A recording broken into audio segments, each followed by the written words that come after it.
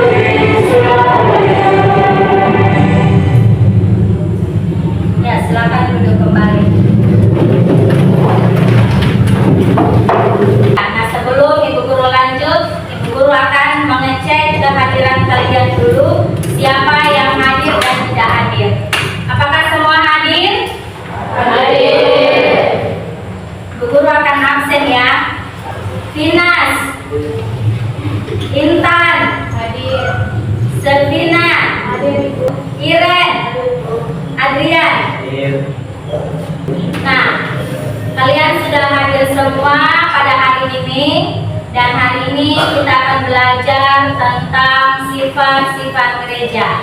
Sebelum kita masuk dalam pelajaran kita hari ini, pelajaran minggu kemarin tentang gereja adalah umat Allah sebagai persekutuan yang terbuka.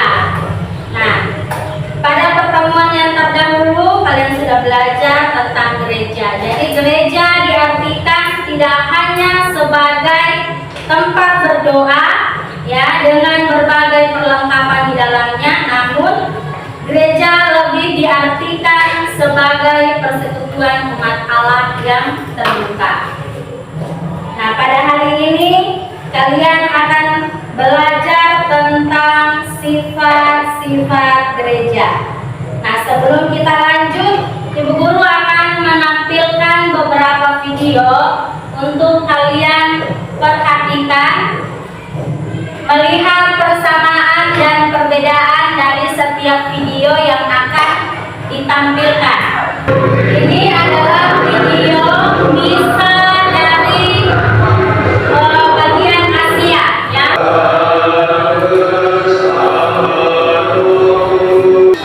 Ini adalah dari bagian Afrika.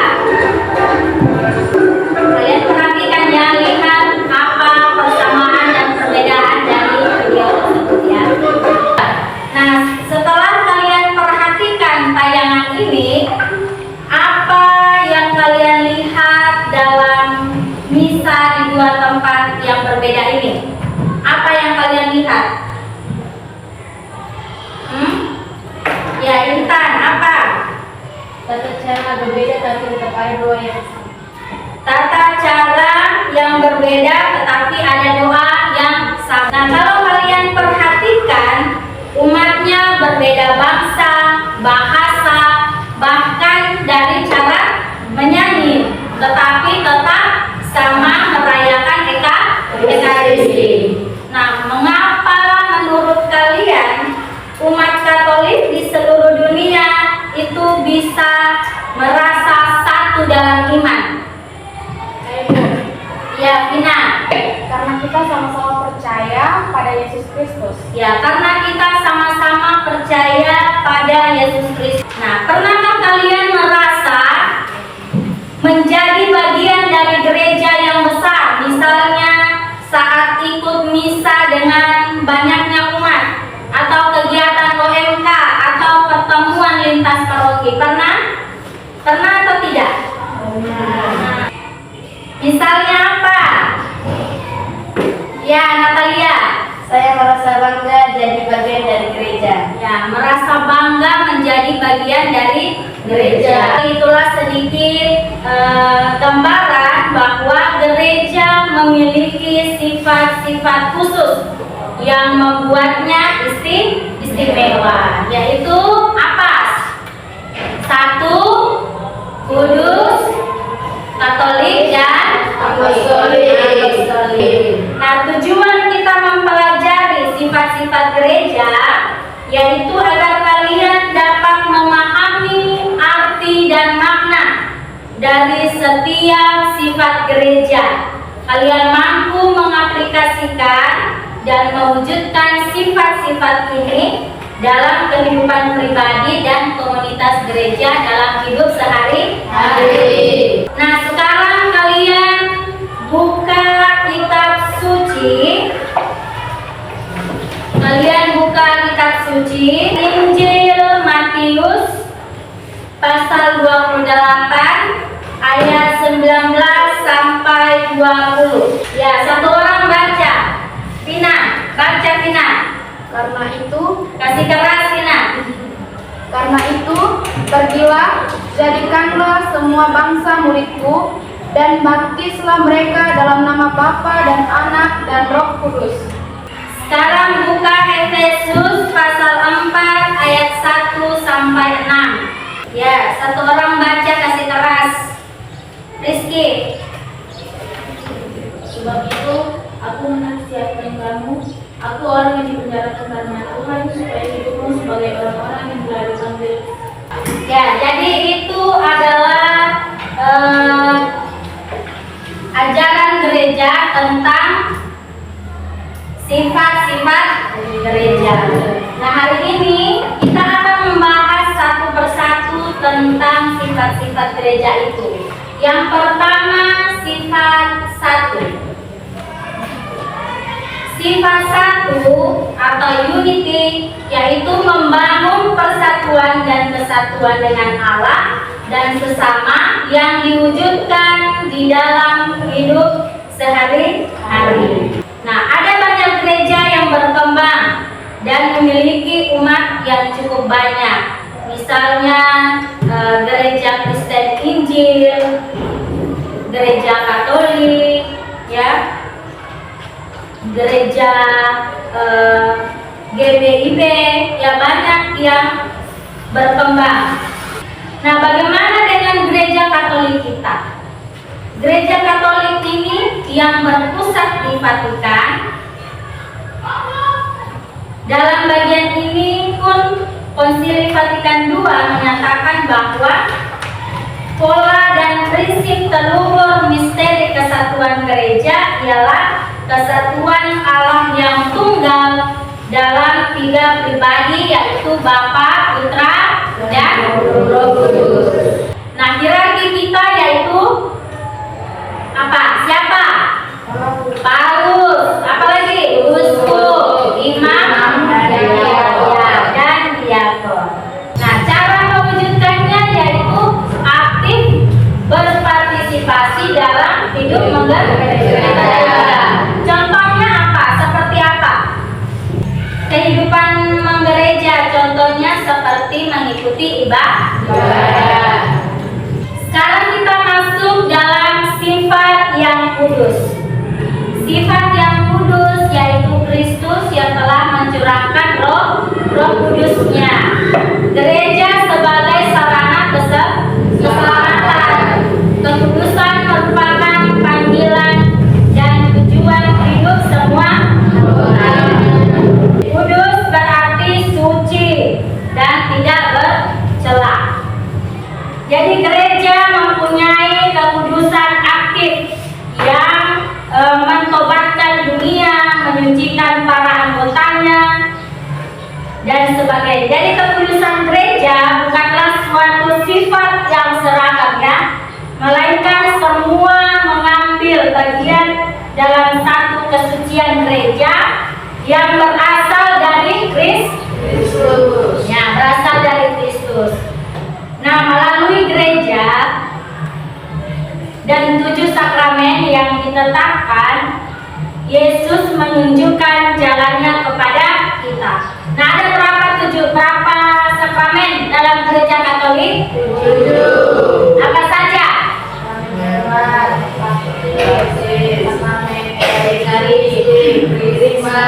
Perkawinan, imamat, minyak suci, ya. Nah, sekarang kita akan masuk dalam sifat Katolik.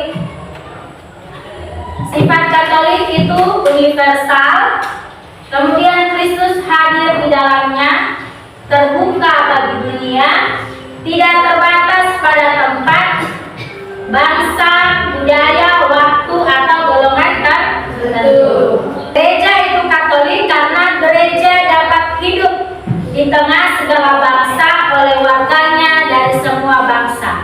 Nah, gereja sebagai sakramen Roh Kudus mempunyai pengaruh dan daya pengudus yang tidak terbatas pada anggota gereja saja, melainkan juga terarah kepada seluruh dunia.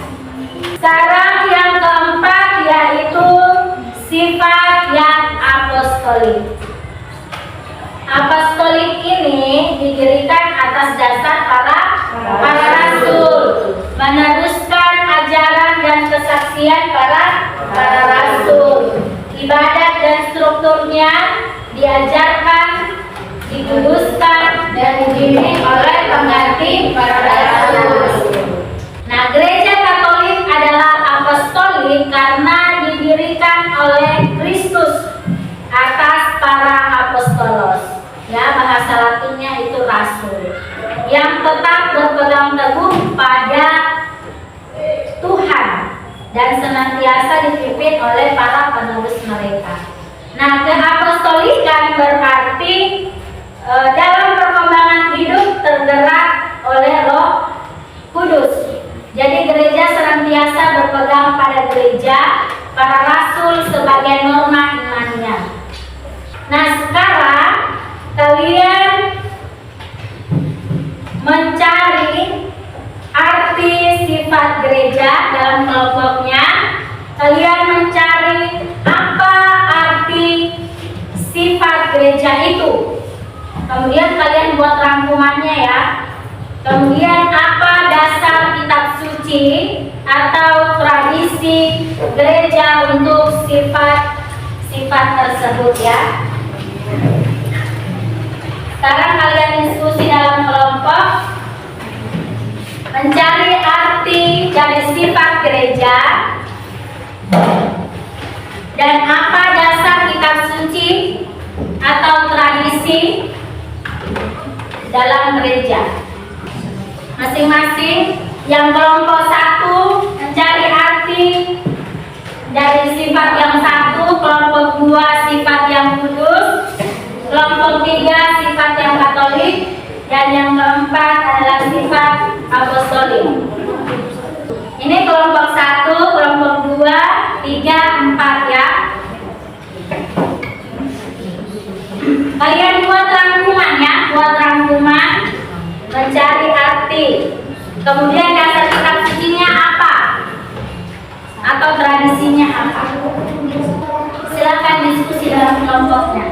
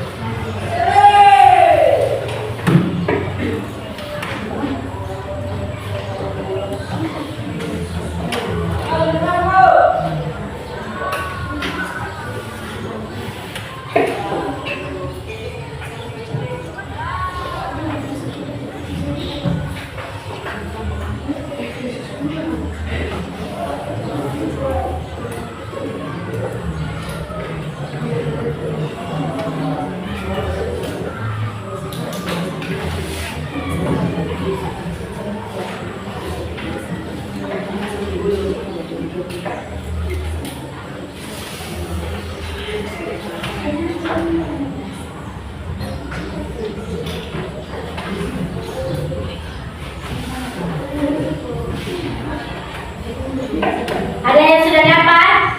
Sudah. Ya, kelompok 3 coba sifat katolik. Sifat Katolik adalah universal, terbuka bagi semua orang, berlaku untuk seluruh dunia tanpa dibatasi bangsa, budaya atau status. Ya, dasar kitab sucinya dari apa? Matius berapa? Matius 28 Ayat 19. bisa dibacakan. Santo Ignatius dari Antioquia abad kedua memakai istilah Katolik. Baca Matius 28 ayat 19. Karena itu pergilah, jadikanlah semua bangsa muridku dan baptislah mereka dalam nama Bapa dan Anak dan Roh Kudus. Ya, kelompok 8. Sifat gereja kudus. Gereja kudus karena berasal dari Allah yang kudus dan dipanggil untuk hidup dalam kasih meski anggotanya manusia dan dosa. Ya, dasar kitab sucinya Dari 1 Petrus pasal 1 ayat 15 sampai 16. bunyinya apa? Tetapi hendaklah kamu menjadi kudus dalam hidupmu, sama seperti Dia yang kudus yang telah memanggil kamu. Sebab ada tertulis, kuduslah kamu sebab Aku kudus. Yang lainnya, sifat yang 1 sudah? Ya. Sebab satu Allah ditentukan oleh firman dan semuanya hidup, meskipun semuanya berbeda bangsa, bahasa dan budaya. Ya, dasar kitab sucinya Efesus 4 ayat 6 sampai 6. ya, Efesus 4 ayat 4 sampai 6. Ya, sekarang gereja yang sifatnya apostolik. Kelompok 4. Sifat gereja apostolik artinya gereja berdiri di atas dasar para rasul dan melanjutkan perutusan mereka untuk mewartakan Injil. Ya, dasar kitab sucinya dari mana? Efesus 2 ayat 20. Bisa bacakan Dela? Yang dibangun di atas dasar para rasul dan para nabi dengan Kristus Yesus sebagai batu penjuru. Ya. Jadi dasar dari kitab suci sifat apostolik yaitu Efesus 2 ayat 20. Kemudian artinya menurut kelompok keempat, gereja berdiri di atas dasar para rasul dan melanjutkan perutusan mereka untuk mewartakan Injil. Kemudian kalau dari tradisi, Suksesi apostolik, uskup sebagai penerus para rasul. ya, tradisinya yaitu suksesi apostolik atau uskup sebagai penerus para rasul. Jadi itulah arti dari sifat gereja yang kalian sudah rangkum. Nah, sekarang kalian kembali dalam kelompoknya untuk studi kasus. Yang kelompok satu menjelaskan bagaimana sifat satu dalam kehidupan sehari-hari, ya, dalam kehidupan sekolah atau paroki. Kemudian kelompok 2, bagaimana sifat kudus bisa dihidupi di lingkungan keluarga. Itu kelompok 2 ya. Kemudian kelompok 3, bagaimana sifat apostolik dijalankan oleh OMK atau misionaris. Kelompok 4, bagaimana sifat apostolik. Kelompok 3 tadi bagaimana sifat Katolik nyata dalam masyarakat Majemuk Indonesia. Kemudian kelompok 4 yaitu yang tadi Bu Guru bilang, ya, kalian buat dalam sebuah poster di Canva ya. Kalian buat di Canva, kemudian nanti kalian akan presentasikan. Nah, tapi sebelum kita diskusi supaya kalian tidak bosan, kita ice breaking dulu ya. Ya, silakan berdiri semua.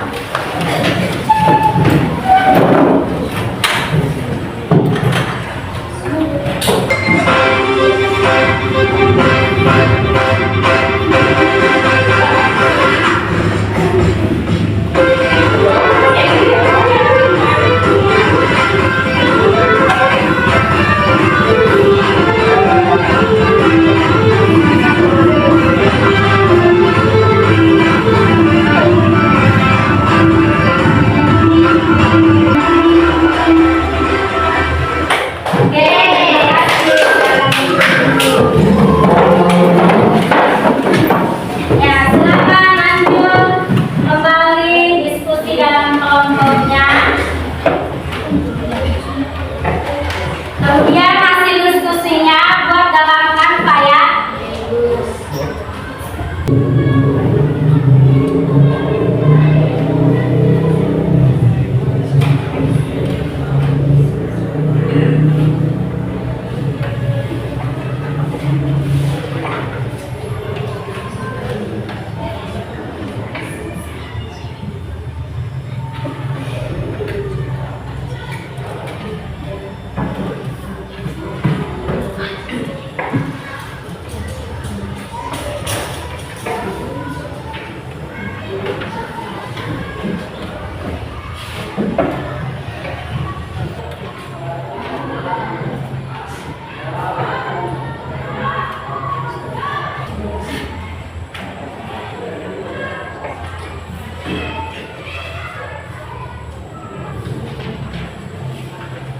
Oke, sudah? Sudah. Ya, silakan kelompok 1 presentasikan. Maju di depan presentasikan. Sifat 1 tampak dalam kehidupan sekolah atau paroki. Kasih keras ya supaya teman dengar.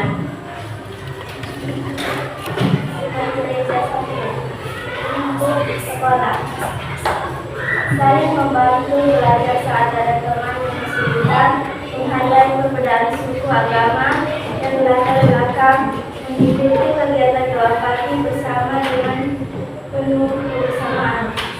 Satu paroki, umat ikut serta dalam misa tanpa membeda-bedakan kelompok satu atau status.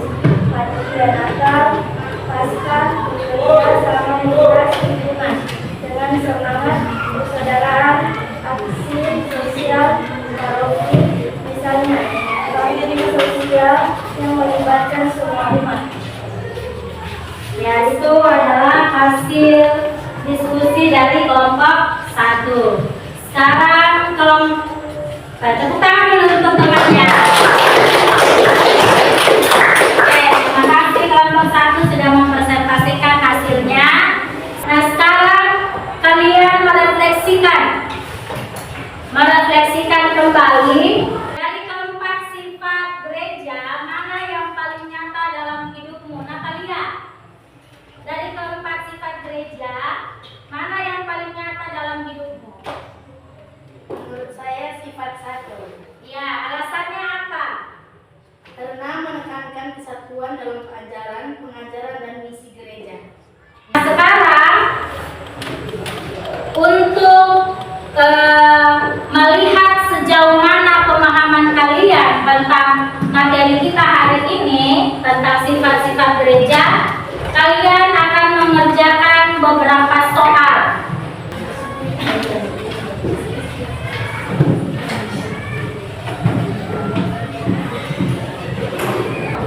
Ada yang sudah?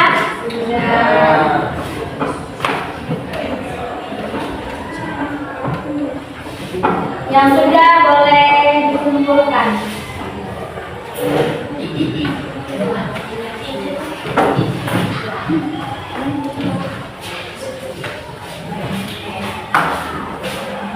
Tulis nama kelompoknya. Bebas ya.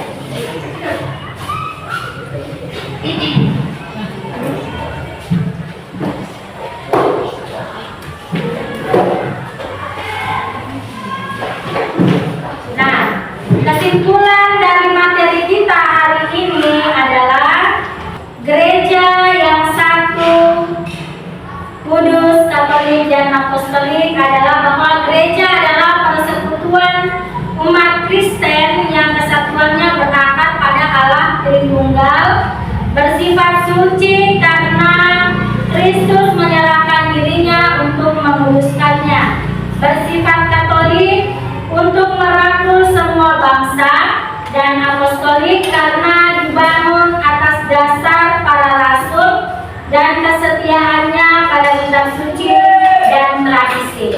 Nah, keempat sifat ini saling terkait dan tidak dapat dipisahkan. Nah, itulah materi kita pada hari ini tentang sifat-sifat gereja. Nah, sebelum kita mengakhiri pertemuan kita pada hari ini, satu orang pimpin kita di dalam doa.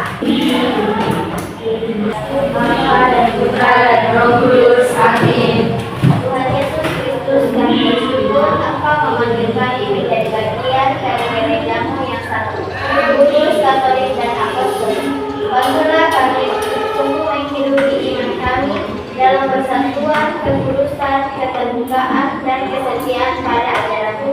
Semoga apa yang kami pelajari hari ini menjadi nyata dalam sikap hidup kami sehari-hari. Amin. Oke, terima kasih Dela yang sudah memimpin kita di dalam doa kita pada hari ini. Dan Ibu Guru ucapkan terima kasih atas pelajarannya yang kalian sudah terima, yang sudah diberikan. Semoga pelajaran ini dapat bermanfaat untuk kita semua. Terima kasih.